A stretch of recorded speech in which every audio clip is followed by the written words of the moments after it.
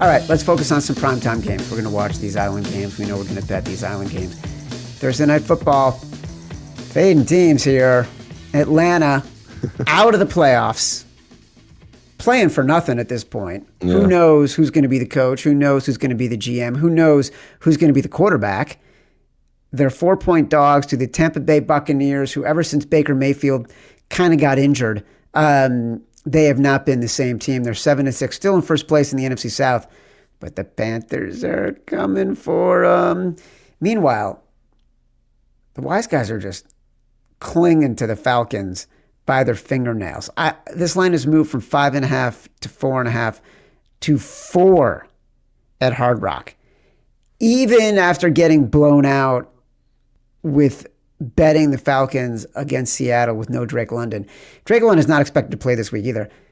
It doesn't make any sense to me. I know you don't want to bet the Bucs, but this team is clearly playing one-dimensional football in Atlanta on a losing team without Drake London. Why does everyone keep betting the Falcons? Yeah, I think it's just their models maybe keep thinking the Falcons are undervalued and underrated. And we've been talking about it.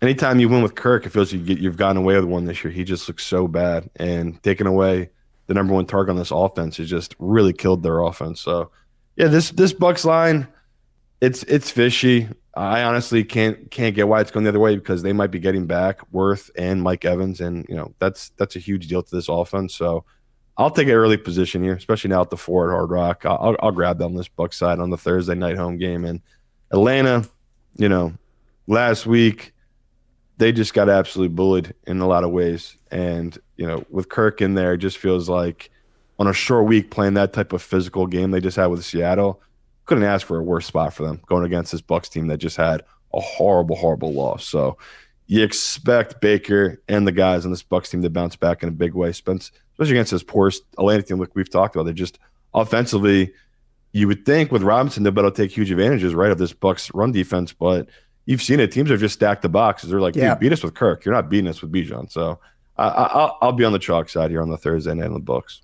Well, it hasn't hurt us betting chalk Thursday nights historically in these home division games. Short week, team with something to play for sure in Tampa Bay. Minnesota at Dallas. Dallas is 6-point favorite. It's come down a little bit from 6.5.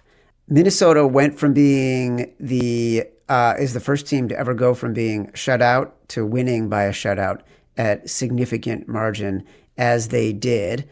I have no read on this game. No, I like Minnesota. It's simply because I think their defense will be able to get stops, and offensively, I think KFC will be able to design stuff up that they'll be able to move the ball against this Cowboys defense that, they played better of late, but they're still suspect in many aspects of their team. So Hard Rock here in Jersey is actually 5.5, and I'm looking. There's still 2 books with 6.5. So if you can, when you take the Vikings and get the 6.5 or the 6, I think it's going to be out there. But I do see the professionals coming in on this Viking side and this getting bumped down. So despite all the money, all the tickets, early money is on the Cowboys team. It moved from 6.5 to 6. So we know that's where the pros are going to be. So, and I think they're going to keep coming on. Like I said on Sunday, I think 6 is a good number for Minnesota. But I get why you're hesitant. Betting J.J. McCarthy on the road after a huge win, it just does not appeal. That's the problem. Either. So I get your hesitation. I'm there with you. But Miami at Pittsburgh. Pittsburgh is now a 3-point favorite, -120 at Hard Rock, 3.5 everywhere else. And since we stupidly walked away from Mike Tomlin and the rah-rah trends last week, I do want to bring up that Mike Tomlin in his career as a 3+ home favorite, 51% against the spread. But since 2018, when we entered into the Duck Hodges, we don't know who's going to be quarterback, and a Ben Roethlisberger era, he's well below 500 against the spread as a 3+ point favorite at home. Football's our game. Our business is winning.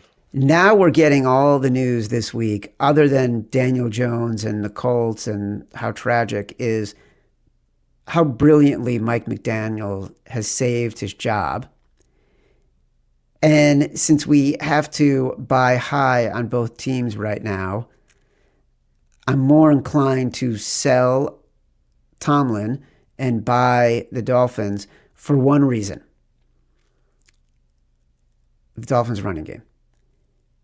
Devon Achane has just been brilliant this year. And before he left the Jets game with a rib injury, he will be playing this week, by the way. 92 yards on 7 carries. That's the difference for this team. And I know it's going to be, Arctic blasts. But Arctic blasts for the Dolphins used to mean they couldn't do anything because it was in Tua's hands. Now it's not going to be in Tua's hands. So I'm less uncomfortable with a team that focuses on an explosive run game against a defense in the Steelers that has been terrible at giving up explosive runs. Yeah, everything you said is so true. I immediately wanted to be on Miami at 3.5, but the freeze has scared me off because we've just talked about how horrible Tua's record is and everything like that is. But maybe the cheat code is Tua's done nothing these last 3-4 weeks and they keep winning because they have such a dominant run game. So maybe I'm overthinking it here. Miami probably is the right side. The 3, though, is very tempting. I mean, Hard Rock already moved back to 3.5, so someone clearly came and hit that right away once they moved it. And I'm tempted, not going to lie, tempted to take Pittsburgh the -3. But you're everything you're saying is so true. It's Miami 3.5, and we know Tomlin's record whenever he's a big favorite like this, especially after that emotional of a win on the road against the Ravens, a divisional foe. It's easy to see them having a letdown here, but it's that those trends, Chad, they're going to scare me off, man. That Miami in the freezing cold, it's so bad, especially when they're playing against what this team is right now, Pittsburgh, a divisional team. So we've seen it there. It's the double negative. It's a Tua playing against a team on the road above 500, Tua playing against a team that's in the freezing cold. So I'll have a stronger opinion come Thursday on this one, but sit here right now, I am leaning towards this Pittsburgh side. Interesting. Stuff. All right. Well, listen, we got a lot to review, and there's a lot to unpack still because lines are still going to be moving, and we're going to get roster information. But Kansas City -4 is a debate. New England Buffalo is a debate. Arizona, will it move? Will we start feeling all of a sudden like we have no choice? I think we have like 3 or 4 games we like legit really like. So I think we definitely like pretty the good Rams. start to the week, honestly. Usually we hate a lot of games today. Normally, but I think I circled on my list games that I know we like: Rams, New Orleans, Green Bay. Yeah. Are those the same 3 that you have circled? I don't have anything circled, but I do like those. I don't write anything like you do. That's what I love about you, though, man. You're old Take school. Notes. Yeah, take notes. I got a whole notebook. Fill in it. I get a new one each year. Just fill it up with Sharper Square stuff. All right. This has been Sharper Square, part of the Volume Podcast Network. We will be back on Thursday.